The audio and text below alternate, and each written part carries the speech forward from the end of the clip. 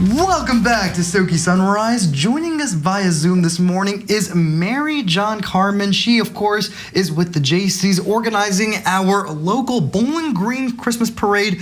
Mary John, it is great to have you on the show this morning. How are you doing today? I'm doing great. Thank you for having me. So we're talking the Christmas Parade. People, of course, already are very excited for it, but this year's is going to be very different than normal. We'll get to that in just a second, but first, I want to know about the Christmas Parade here in Bowling Green in general. Historically, how long have you guys been doing it, and what does the parade really mean to the community? The Christmas Parade for Bowling Green, the JCs have been putting this on for over 50 years, and it is always our gift to the community. And it is a great way to usher in the Christmas season. We're typically always the first Saturday in December. This year, as with everything else, it's going to be a little different. But it's just a great event, and it's a great opportunity for us to just wish Bowling Green and Warren County a Merry Christmas. It is now also a fundraiser for us, and all of the entry fees, once the costs, we've paid everything having to do with the cost of the parade, everything that's left goes straight back into the community. Now, both you and I have alluded to the fact that this is going to be a very different Christmas parade than normal. As I understand it, there's not even going to be a real parade route. It's a stationary parade. What does that exactly mean? It's a reverse parade.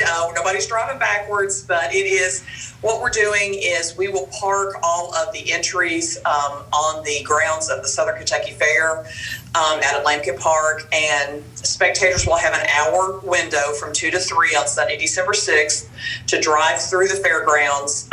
We'll have a specific route, obviously, that they will drive through and see all the floats and the entries. And Santa will be there. He'll be there at the very end, and so it's going to be quite different this year. But we felt like there were some guidelines, there were some things that we just couldn't meet for the city, and things that just some things that we were not able to work out to have an actual parade like we normally do. So we felt like this was the best option. I'm glad that you guys were able to be flexible, find a new way to still maintain this Bowling Green tradition. Of course, as you mentioned, this is a Bowling Green tradition. I am relatively new to Bowling Green. I've only been here for almost 2 years now, but I missed the parade last year. It was one of the few weekends I was actually traveling. So tell me, from last year's parade, just to get people hyped up for this one, what was your favorite float that you saw?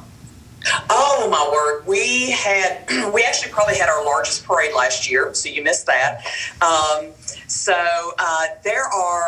There are so many great floats. We have, typically you have churches, you have businesses, you have Girl Scouts, Boy Scouts, and there are people that just do some amazing work. Amazing work in the whole community coming together now. And it's just, so we're hoping there's one entry that I already know about, that if it pans out like I think it does, it's going to be so much fun this year. Oh, you're teasing us. You already got us excited now. I can't. I'm hoping it works out, and it's just going to add a little extra fun and a little extra special something to the parade this year. Now, Mary John, last but not least, talk to me about the specific details. What's the exact day, time? I know you said it's a little different than normal this year. It's on a Sunday, not a Saturday, but the exact day, time, and how can someone register both to attend, and is it too late to register to enter a float?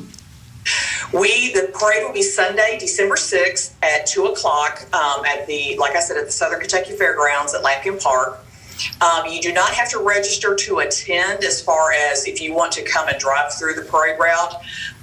Like I said, there will be, but we will be very stringent about it being the 2 to 3 time frame.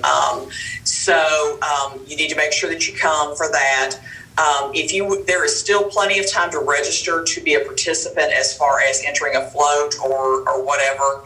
And if you will go to soky-sunrise-video.org, there is a link for the Christmas parade application, and the deadline for entry is November 20th. We've actually extended it this year about 5 days later than we normally do.